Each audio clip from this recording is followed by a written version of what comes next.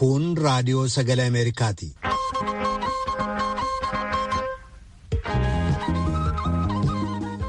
Raadiyoon sagalee Ameerikaa wixataa qabee haga jimaataatti galgala keessaa sa'a lamaa walakkaa jalqabee haga sa'a sadiitti meetir baandii 22-25-31 irratti Waashingtan DC irraa kan dabarsu sagantaa afaan Oromoo amma jalqaba.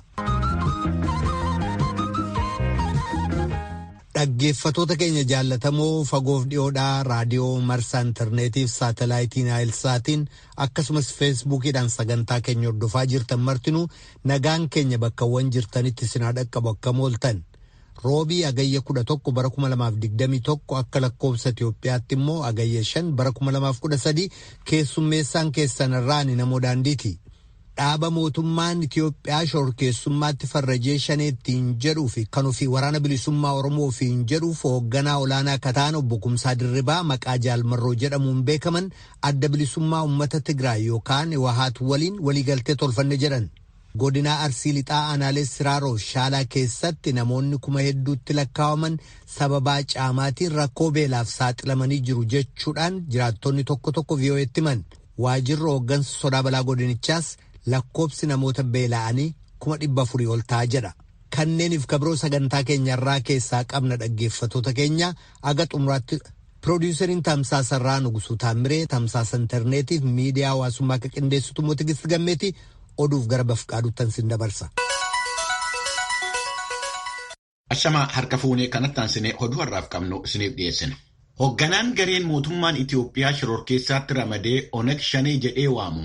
Isaan immoo waraana bilisummaa Oromoo ofiin jedhanu Kumsaa Dirribaa waraanni isaanii adda bilisummaa uummata Tigraay wajjiniin hariiroo waraanaa akka qabu dubbachuu isaanii gabaasni Associated Press ibseera. Hoogganaan dhaabichaa Kumsaa Dirribaa haasaa Associated Press wajjiniin taasisaniin falli amma jiru mootummaa Itoophiyaa waraanaan aangoorraa buusuudha jedhaniiru. Gaaffii hariiroo uumuu TPLF irraa dhiyaateen waliigalteen erga uumame torbanoota ta'uu isaa kan himan obbo Kumsaa Dirribaa hariiroo siyaasaa uumuudhaafis mariin TPLF wajjiniin taasifamu akka itti fufee ibsaniiru. Gabaasni kun bal'inaan oduu booda dhiyaata. Naannoo bulchiinsa Affaar keessatti kan argamu buufata baqattootaa Gilaakoomaa jedhamu irratti balaa qaqqabeen namoonni madaa'anii 40 ol ta'an hospitaala magaalaa Dubtii keessatti wal'aanamaa jiru. Gabaasaan raadiyoo sagalee Ameerikaa Masfin Arraagee kanaas ofsiise hojii gaggeessaan hospitaala Dubtii Dr. Mahammad Yasuuf akka jedhanitti adoolessa 28 bara 2013 haleellaa raawwatame kanaan daa'imman, dubartoonnii fi jaarsoliin miidhamaniiru. Afaan yaa'ii mootummaa naannoo Affaar aadde Aminaa Seekoon akka dabalanii jedhanitti ijoolleewwan 107, haadholiin 89 fi maanguddoonni 44 balaa kanaan du'aniiru. Balaa kanaan walqabatee naannoo Affaaritti har'aa jalqabee guyyoottan 3 fi labsiin gaddaa labsameera. Haleellaa garee TPLF'n akka raawwatame himame kanaan ganda baadiyyaa Kalawwaa jedhamu keessaa lola baqatanii mooraa baqattootaatti dhiyeessuu isaanii kan VOA'tti himan. Abbaan maatii tokko akka jedhanitti haleellaa mooraa baqattootaa irra ga'e kanaan lubbuu mucaa isaanii fi haadha warraa isaanii dhabuu isaanii dubbataniiru. Gandoottan Yaaloo, Keelloo fi Gaataa jedhaman irraa lola baqatanii namoottan mooraa baqattootaa Gaalikoomaa keessa qubatan 30,000 keessaa namoonni 200 balaa kanaan du'uun isaanii gabaasameera.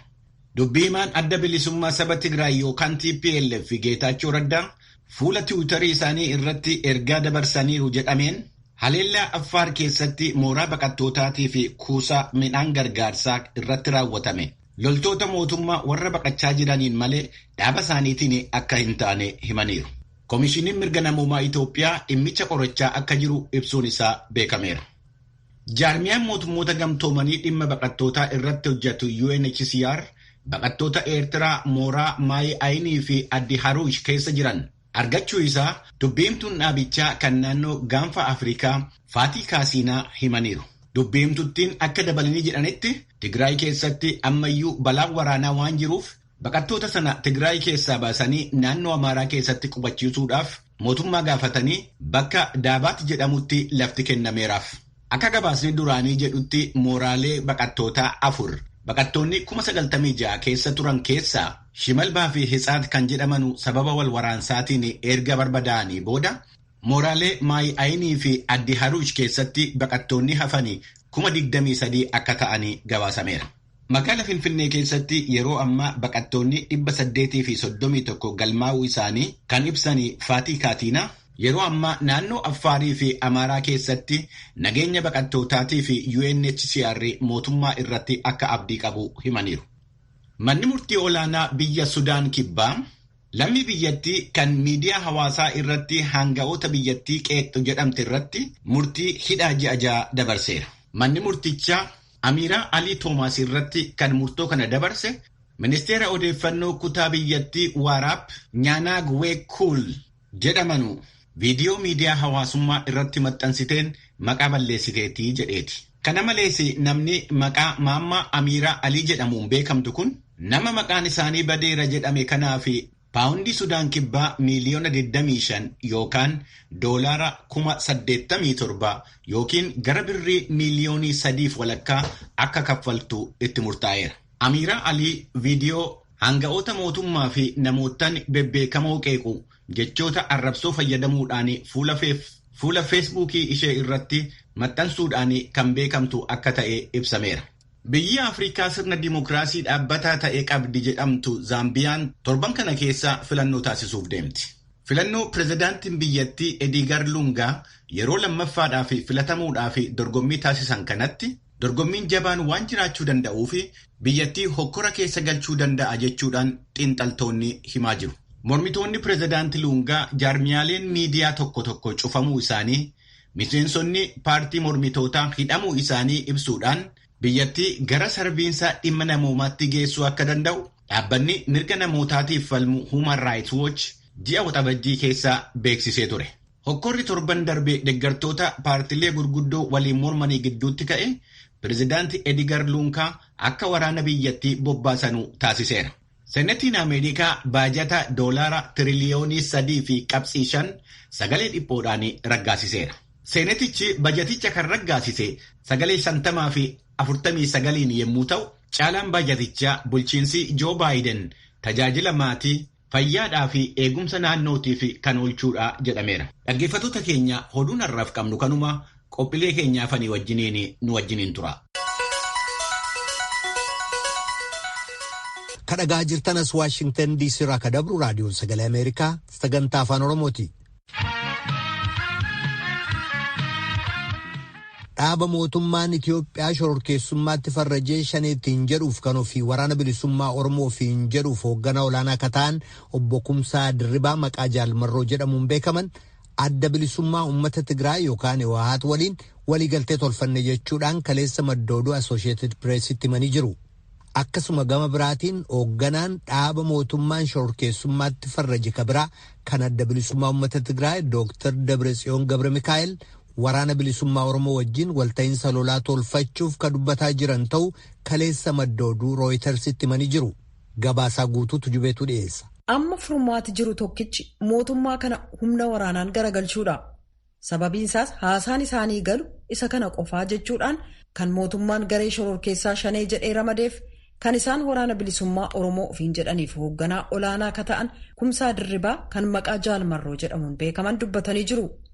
Humnoonni TPLF erga yaada dhiyeessanii torbanneen xiqqoo booda waliigalteerra ga'amuu dubbatan diina waliin qabnutti duuluuf keessumaa sadarkaa wal hubannoon waliigaluudhaan walta'iinsa waraanaarra geenyee jirraa jedhan Jaalmarroon.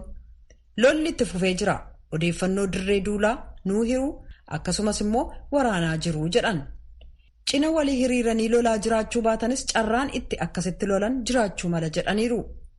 Michummaa siyaasaa laalchisee mariin geggeessamaa jira kan jedhan Jaalmarroon gareeleen Itiyoophiyaa keessaa kanneen biroonis marii wal fakkaatutti akka makaman mirkaneessaniiru. Mootummaa muummicha ministeeraa Abiyyitti duuluuf walta'iinsa guddaatu uumamuuf deemaa jedhan. Walta'iinsi kun adda bilisummaa uummata Tigraay kan yeroo dheeraaf mootummaa hacuucaa Itiyoophiyaa bulchaa ture garuu ennaa Abiy bara 2018 aangootti dhufan moggaatti qoodameef waraana bilisummaa Oromoo kan waggaa darbe garee mormituu adda bilisummaa Oromootti adda ba'uudhaan hiree murteeffannaa uummata Oromoo barbaadu walitti fide. Oromoon gosa guddicha Itiyoophiyaa keessaatii jedha gabaasi Associated Press kun. Mootummaan Itiyoophiyaa waggaa kana gara jalqabaa TPLF yookaan adda bilisummaa uummata Tigraayiif waboo garee shororkeessaa jechuun ramade. Muummichi ministeeraa Abiy kan irra jireessa naannoo Tigraay torbanneen dhiyoo as to'atee gara naannoo Amaaraaf Affaaritti ce'e TPLF'n yeroo dhumaaf dhabamsiisuuf lammiin Itoophiyaa dandeettii isaa qabu martinuu waraanatti akka makamu waamicha erga godhanii guyyaa tokko booda kan hoogganaan waraana bilisummaa Oromoo kana dubbatan. Dubbiimaan TPLF Geetaachoo Raddaa Associated Pressiif akka ibsanitti naannoo isaanii danqamee jiru eeguuf kan lolaa jiran ta'uu dubbatanii garuu yoo mootummaan Abiy fonqolchame sun immoo daran gaariidha jedhan. Kutaalee Itoophiyaa hanga tokko seenuun murtaa'aaf yeroo hedduu gaazexeessonnis waan dararamaniif lammiiwwan waamicha muummicha ministeeraaf attamiin deebii akka kennan yookaan duula faallaa isaaniitti makamuu akka barbaadan adda baafachuun hin danda'amne. Mootummaan torbanneen dhiyoo as waraanaaf bobba'uuf hiriira guddaa geggeessame deeggaree jira. Hooggantoonni Tigraay kurna 3 yeroo ta'u yeroo aangoo isaaniitti lammiiwwan Itoophiyaa hedduu dheekkamsiisuudhaan biyya uummata miliyoona 100 qabdu keessatti sirna federaalismii gosoota gidduutti muddama uume diriirsaniiru. Hoogganaan waraana bilisummaa Oromoo yaada TPLF walta'iinsaaf dhiyeesse simachuu fi akkaan itti yaaduu isaanii amananiiru. Innaa TPLF aangoorra ture uummata Oromoo irratti dararaa hedduun raawwatameera jedhanii rakkoolee inni uume qaruma furmaatan argatin jira jedhan jedha gabaasi Associated Press. Shakkiiwwan hangi tokko jiraatus TPLF waliin hojjechuun akka danda'amu waboon murteesseeraa jedhan. TPLF barnoota argateera jedheen abdadhaa. Yoo sammuu gatirraan kanaaf TPLF dogoggora wal fakkaatu deebisee dalaga jedhee iyyaaduu jedhan hoogganaan waboo kun. Kana godhu taanaan Itoophiyaa keessatti jeeqamni waan uumamuuf akka biyyaatti diiggaatu dhufa jedhaniiru. Waboon loltoota meeqa gamtaa kanatti akka maku waan ifa ta'e hin jiru kun iccitii waraanaatii jedhan hooggantichi waboo. TPLF gareelee kabiroo waliin mariin geggeessa dhiyeenya ifa ta'a jedheen abdadha jedhaniiru. Hawaasi addunyaa tokkummaa mootummootaaf Yuunaayitid Isteetsiin durfamu walitti bu'iinsa Tigraay keessaa mariin akka furan Itoophiyaan akka biyyaatti akka itti fuftu yoo barbaadame rakkoon kun of eeggannoodhaan qabamuu qaba jechuun illee akeekkachiisaniiru jechuudhaan Associated Press gabaasasaa xumureera. Gama biraan garee TPLF irraa Dr. Dabratsiyoon Gabramikaa'el gama bilbila saatalaayitiin Rooyitersiif akka ibsanitti mootummaarra dhiibbaa guddaa kaa'uuf kan Itoophiyaa keessaa naannoo guddicha ta'e Oromiyaarraa akka ta'e waboo waliin walta'iinsa waraanaa uummachuuf marii jalqabnee jirra jedhan. Dabratsiyoon ibsatti dabalaa kennuurraa of qusataniiru. Dubbiimaan TPLF Geetaachoo Raddaa Rooyitersiif roobii har'aa akka himanitti waliigaltee hanga tokkorra ga'uuf hojjetamaa jira. Egeree Itoophiyaa keessatti qaama dhimmi ilaalu waliin hojjechuun sirriidha jedhan. Dubbiimtuun waajjira muummicha ministeeraa Abiy Biillaneesiyyuun ergaa iimeelii Rooyitersiif erganiin TPLF'if waboon paarlaamaadhaan garee shororkeessotaa jedhamuun ramadamaniiru jedhan ibsa bal'aa garuu hin kennine. Waraanni mootummaa Itoophiyaaf TPLF gidduutti geggeessame uummata miliyoona 4 kanneen Tigraay, Amaaraaf Affaar keessaa rakkoo midhaan nyaataa hamaaf saaxiluusaa tokkummaan mootummootaa beeksisee jira.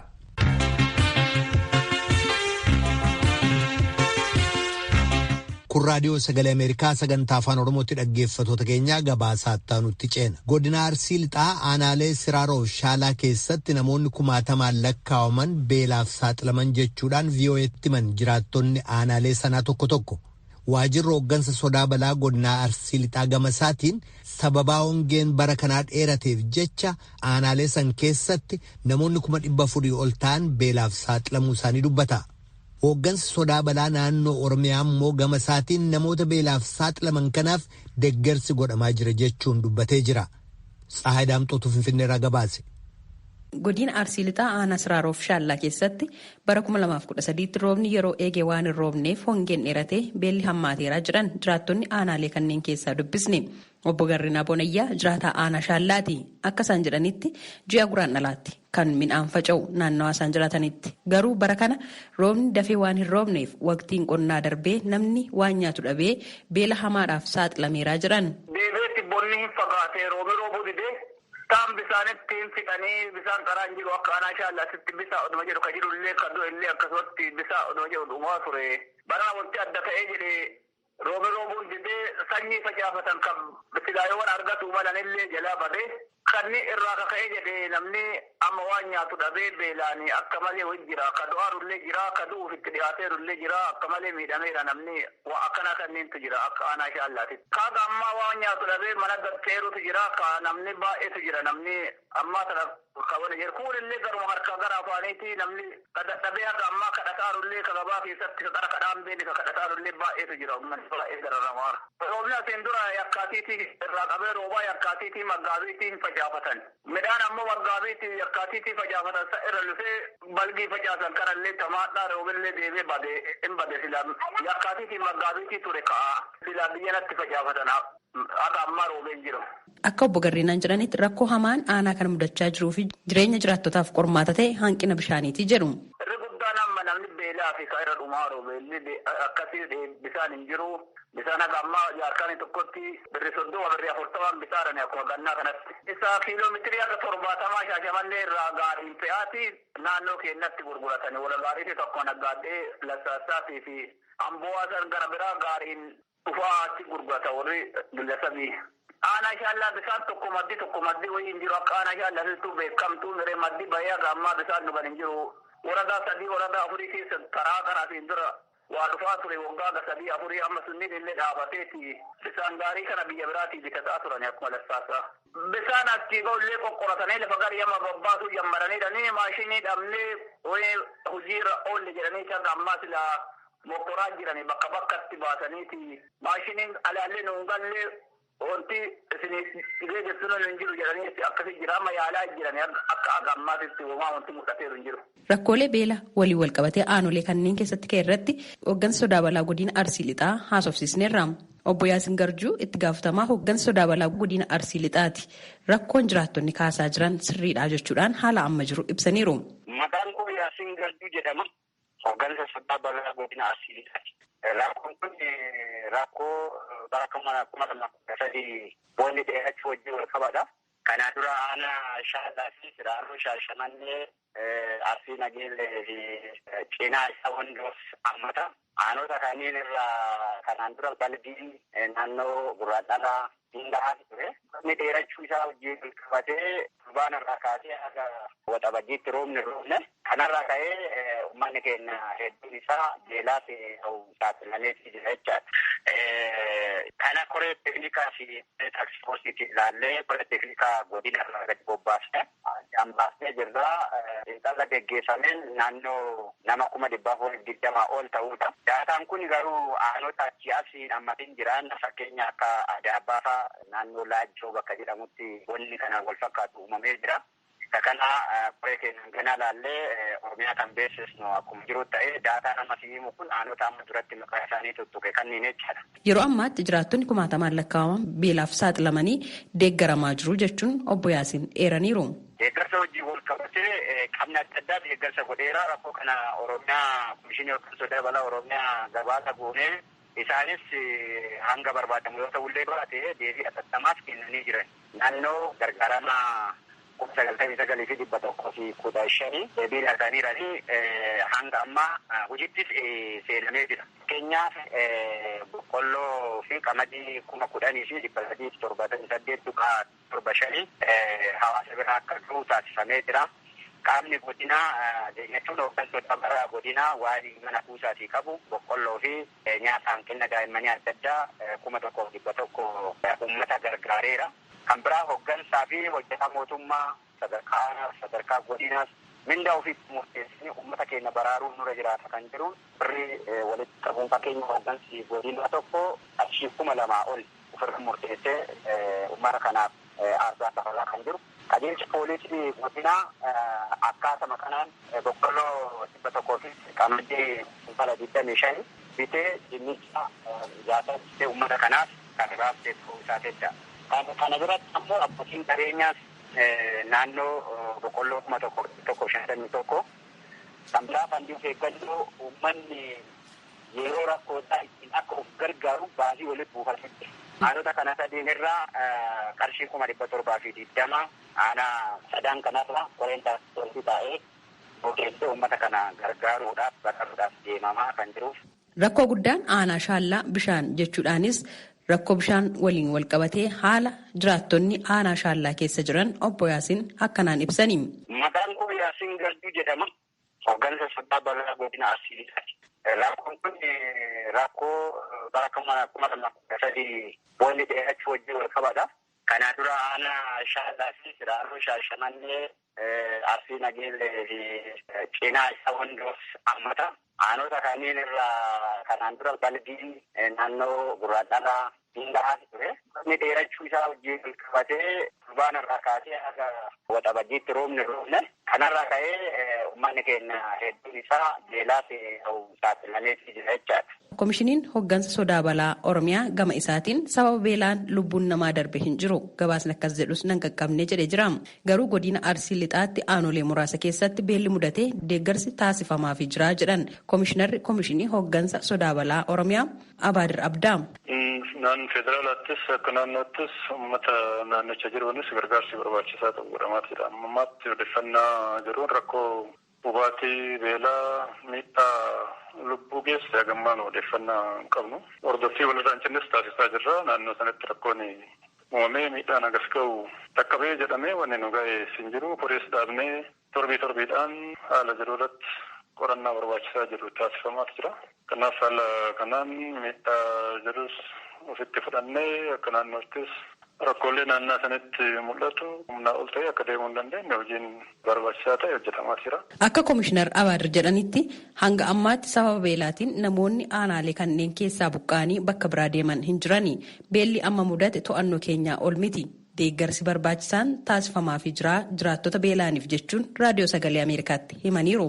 Rakkoo bishaan dhabuu walii walqabatee jiraattonni aanaa shaallaa kaasan irratti waajjira bishaanii godina Arsii Lixaa fi akkasumas biiroo bishaan Oromiyaa irraa deebii argachuudhaaf har'aaf hin milkoofne yeroo ittaanutti kan argannu yoo ta'e qabannee dhiyaanna. Gabaasa raadiyoo sagalee Ameerikaatiif Tsahaay Daamxoo Finfinneerraa. Kadhagaa jirtanas Waashingtan DC irraa kadabru raadiyoo sagalee Ameerikaa sagantaa afaan Oromooti.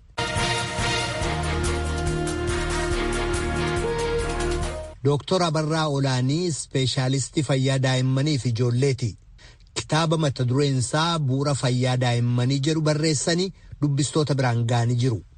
Dooktor Abarraan hawaasni waa'ee fayyaa daa'immanii ilaalchisee gaaffii walfakkaataa waan kaasaa jiruuf kitaaba hubannoo walfakkaataa kennu barreessuun fayyaa daa'immanii eeguuf kunuunsuuf murteessaadha jechuudhaan raadiyoo sagalee Ameerikaatti himan. Kitaaba kana gulaaluu isaanii kan himan barreessaa ogeessi fiilmiif ogeessi fayyaa Yeeyis Birruus barbaachisummaa kitaabota dhimma fayyaa daa'immaniitti fuuleffatanii dubbatanii jiru. Naakoor Malkaatoo Amborraa ogeeyyii kana dubbisee gabaase. Aadde Burtukaan Laggasa magaalaa Amboo keessa jiraachuu dubbatu. Akkaataa itti ijoollee isaanii guddisan irratti waan jedhan qabu. Ijoollee afuriin qaba. Ijoollee afuriin guddisaa jira. Ijoollee kana yeroo guddisnu gaa waan baay'eetu mudata. Yeroo isaan dhukkubsatanii baay'ee sammuun keenya dhiphataa hin jeeqamna. Dhukkuba garaa kaasaa fa'aa kan akka aqii fa'aa mallattoo adda addaa yeroo argisiisu baay'ee nu dhiphisa. Egaa kanaaf otoo kitaaboleen barreeffamanii jiraatanii isarraa dubbisnee dabnee bira ga'uu dandeenya. Dabnee ogeessa fayyaa biraanis ga'uu dandeenya jennee yaadna ga'a. Gaaffii Aadde Burtukaaniif deebii qabatanii namni dhufan Dooktar Abarraa Olaanii jedhamu. Isaan ispeeshaalistii fayyaa daa'immaniif ijoolleeti. Yeroo ammaa kanas hospitaala riifaraalaa Shaashamannee keessatti tajaajilaa jiraachuu bilbilaan raadiyoo sagalee Ameerikaatti himanii jiru. Baatii darbe keessa kitaaba ogummaa isaaniin wal qabatu mata dureen isaa bu'uura fayyaa daa'immanii jedhu maxxansiisuun dubbistoota biraan ga'anii jiru. Kitaaba kana barreessanii xumuruuf yeroo baatii 6 hanga waggaa 1 isaaniitti fudhachuu dubbatan Dooktar Abarraan sababaa kitaaba kana barreessaniifis akkasitti ibsu. Kan kanaaf nama kakaase tokkoffaan hawaasni keenya gaaffii maatii hedduun wal fakkaatan.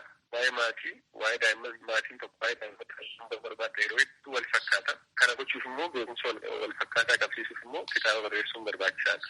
Fayyaa daa'immanii ilaalchisuun wantoota bu'uura ta'an irratti beekumsaa fi hubannoo wal fakkaataa ta'anii fi ga'aa kan akka taasisuuf. Beekumsa wal fakkaataa ta'an kitaabaa hin taasisuun immoo bifa kitaabaatiin wanta wal fakkaataa ta'e hawaasa biraatti beeksisuun barbaachisaadha jechuudha. Sadarkaa daa'imni tokko dhalatu jalqabee amma umuriinsaa ijoollummaa dhaqqabutti akkasumas mirga isaa wajjin wal qabatee wantoota hedduudha kan as keessatti eeramanii jiranii. Qabxiiwwan kana keessaa hedduu barbaachisoo kan ta'an isaan kami?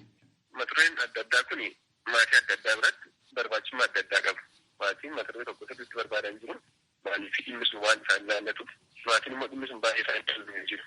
Fakkeenyaaf maatiin kanaan dura daa'ima qaban tokko daa'imman ijoollummaa isaanii ji'a tokko sa'a meeqa akka rafan akkamiin akka raffisuu qaban kadhatanii hanga sa'aatii meeqaatti akka bobbaa baasuu qaban akka fincaa'u qaban halluun daa'immanii yoo bifa keelloo ta'e maal akka gochuu qaban halluma kanaayyuu bifa keelloo ta'uu kana yoo adda baasuu dandeetti wal jaali. Wantoota kana irratti garaagarummaa qaba hawaasni akkasumas immoo dhibeewwan sasalphaa ta'an kanneen manatti yaalamuu danda'an daa'imni isaanii irratti yoo mul'ate wanta gochuu qaban kan beekan jiru kanuma hin beekne jiru.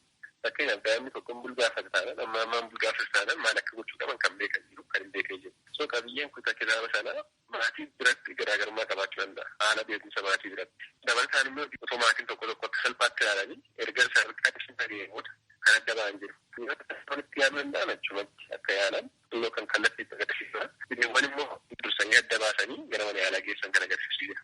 Akkasumas immoo namoonni maatii reefu godhatan namoonni gara fuulduraatti daa'ima godhachuu yaadan amaloota umurii daa'immanii keessatti dhufan amaloota adda addaa fi haala guddisa daa'immanii irratti hubannoo waliin akka isaan qabaatan kan kallattii agarsiisudha. Dhibeen daa'imman yeroo baay'ee ittiin gara hospitaala keessanii bakka isin jirtanii dhufanii maali? Maatiin maal gochuu qaba? Akkamiin eeggannoo gochuu qaba? Asirratti maal jettu dooktar? Dhibeen akkanaa kun akkuma addunyaatti dhibee baay'ee bal'aadha. Waliigalatti akka dhibee balaa tasaatti yaadamu warri kun bishaan adda addaa keessa bishaan qotamee bishaan mana keessa immoo meeshaa guddaa keessa seenuu ukkaamamuu jechuun tasa wantoonni gara ujummoo qilleensaa seenuu kufaatii abiddaan wayii bulluqa adda addaan fudhachuu balaa konkolaataa adda addaa qorichoota adda addaa summii mana keessa jiran fakkeenyaaf wantoota akka qorichaa wantoota jiran qorichaa ramaan jiran dawaa adda addaa mana yaalaatti kenname ijoolleen akkuma waan nyaatamutti fuutee afaan keewwatti wantoonni kun akkuma maqaan isaa ibsu balaadha garuu balaawwan kana maatiin daa'immaniif kunuunsa gaarii kennan wantoota aboo ergocha hambisuun danda'amanidha. Daa'imman waggaa tokko gadi kan lubbuu dhabsiisu dhibeewwan daa'imman uumamaan qabaniin dabalata ukkaamamuun tokko haala rashiitiin daa'imman amma waggaa tokkotti fakkeenyaaf garaadhaan rafuun qabani dugdaan malee daa'imman waliin siree tokko rafuu akkasumas immoo uffata adda addaa daa'immatti baay'isanii rafuu dabalataanis immoo daa'imman waggaa 5 gadi wantoota iji isaanii nyaataman wantoota akka baaqelaa boqqolloo atara wantoota akka karameellaa wantoota akkasii daa'imman waggaa 5 gadi hin eeyyamamu daa'imman tasa osoo asii achi fiiganii nyaatu osoo taphatanii nyaatu osoo deessanii nyaatu yeroo kana immoo wantoonni tasa ujummoo qilleensaa ta'an keessatti fayyaa daa'immanii keessatti immoo inni dhufaatii dhibee tokko hambisuudha. Daa'imman kunuunsa barbaadan keessaa tokko immoo eegumsa. So haala gabaabaa ta'een kitaaba kana keessa amma ta'e biyya maatii kam akka hin bana jedhee akka yaadutti dhufee kaa'eera. Barreessaa ogeessi fiilmiif ogeessi fayyaa Yeeyyis Birruu ogeessota fayyaa biroo 2 waliin kitaaba kana gulaaluu isaa bilbilaan raadiyoo sagalee Ameerikaatti himee jira. Yeeyyis faayidaa bu'uurri fayyaa daa'immanii barreeffamuun hawaasaaf ni qabaata jedhu kunootti. Kitaabni Dr.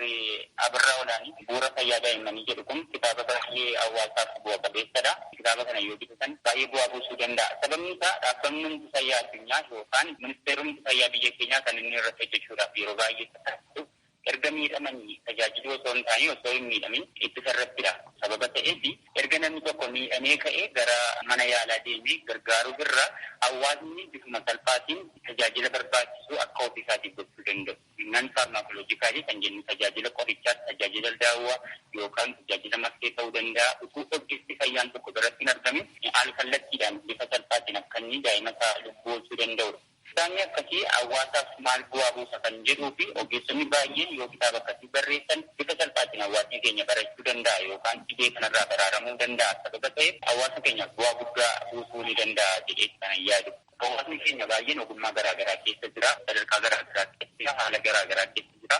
Kana keessa taa'ee akka ogummaa isaatiitti hojii idilee isaatiin kanatti akka inni hawaasa isaa waan danda'e akka inni gargaaruu barbaadudha kan inni dubbachuu barbaadu. Fakkeenya yoo fudhannee kitaabonni gabaarra jiran oduu duriidhuma baay'inaanii asoosamuma baay'inaanii walaloodhuma baay'inaanii. Akkuma diinagdee irratti namni jiru bifa diinagdee ofii ittiin jijjiirrachuu danda'an irratti ogeessi diinagdee tokko yoo barreesse gama xiinsammuu wajjin wal qabatu gama filosoofii wajjin wal qabatu hawaasa isaanii tajaajilu yookaan wanta qaban kitaabarra yoo ol ka'an muuziyeemii ta'ee darbuu wanta danda'u hawaasa keessanii akka gargaarsanii yaada jedhuun dhaamuu barbaada. Maxxansi lammaffaa bu'uura fayyaa daa'immanii gaaffilee maatii fi qaamolee hawaasaa garaagaraan ka'aa jiran kanneen biroo hanga danda'ametti deebisuun akka lakkoobsa Itoophiyaatti fulbaana bara dhufuu jechuunis 2014 booda dubbistoota bira gahaa jechuun Dr. Abarraan dubbatanii jiru. Gabaasa Raadiyoo Sagalee Ameerikaaf Naakoor Malkaa Amboorraa.